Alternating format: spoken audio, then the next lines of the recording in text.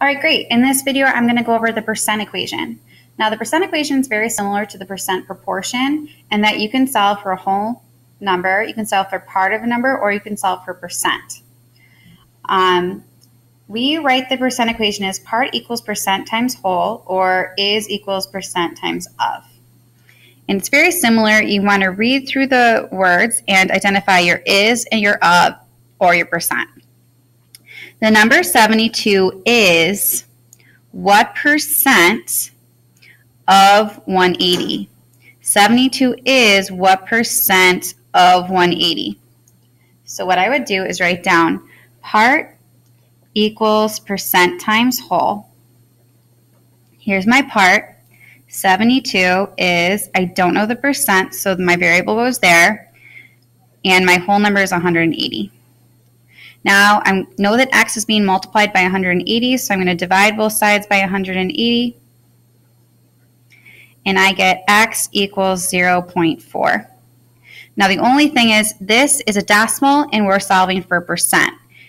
And I'm going to have to multiply my answer by 100 in order to get what this is as a percent. So the answer is going to be 40%, which means 72 is 40% of 180. Now, I didn't have to do the whole multiplying by 100 in the percent proportion because in the proportion, the number 100 is already factored in. It's already calculated in. Now, in the equation, the number 100 can't be found. So in the equation, when you're solving for percent and you get your answer, multiply it by 100 so you can turn your decimal into a percent. Next, find 40% of 160. So they gave me the percent and they gave me the of. So I'm going to write down part equals percent times whole. I don't know the part.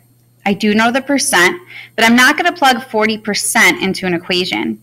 I'm going to change 40% into a decimal first so that I can multiply it out. I'm going to multiply it by the whole number 165. And this time I just need to multiply these two numbers and I get 66, which means 40% of 165 is 66. Next one. The number 48 is, there's my is, 30%, there's my percent, of what number, there's my of. So I'm going to write part equals percent times whole. 48 equals, now remember, for my percent, I have to change it into a decimal first. And this time I don't know the whole number, so I'm going to put my variable there. And I have to divide both sides by 0.30. And I get x equals 160. So that means that 48 is 30% of 160. All right, I'm going to go over some word problems that we could use the percent equation to solve.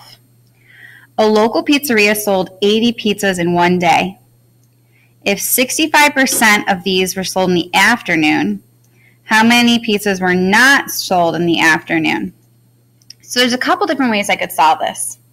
If I know 65% were sold in the afternoon, I could say, okay, part equals percent times whole. What is 65% of 80 pizzas? And if I calculate that out, I would get 52 pizzas. So that means 65% were sold in the afternoon, 52 pizzas were sold in the afternoon. How many were not sold in the afternoon? Well, I know that the whole amount of pizzas sold that day were 80, and 52 were sold in the afternoon, which means 28 pizzas were not sold in the afternoon. Now, the other way I could do this is I could say, wait a second, they gave me 65% that were sold in the afternoon, but they're asking me how many were not sold in the afternoon. So if all the pizzas make up 100% of the pizzas, and 65% were sold in the afternoon, that means 35% were not sold in the afternoon. So I could do part equals percent times whole, and I could say what is 35% of 80, the total amount of pizzas made that day, and I would get 28 pizzas in faster steps. Like this would be maybe one step where this is I had to, find the total amount that remained in the afternoon and subtract. This gave me the answer right away. All right.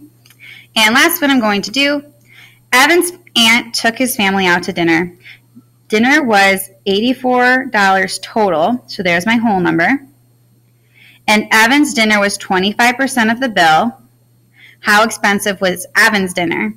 Now, Evan's just one person in his family that went to dinner, so Evan's dinner is the part. So we're trying to find out how much Evan's dinner cost. So I know part equals percent times whole. And I know that we don't know the part that was Evan's dinner, but I do know that it was 25% of the total $84. So then I would just calculate this, and I would get $21, which means Evan's dinner was $21. All right, I hope this was helpful. Please see me if you have any questions.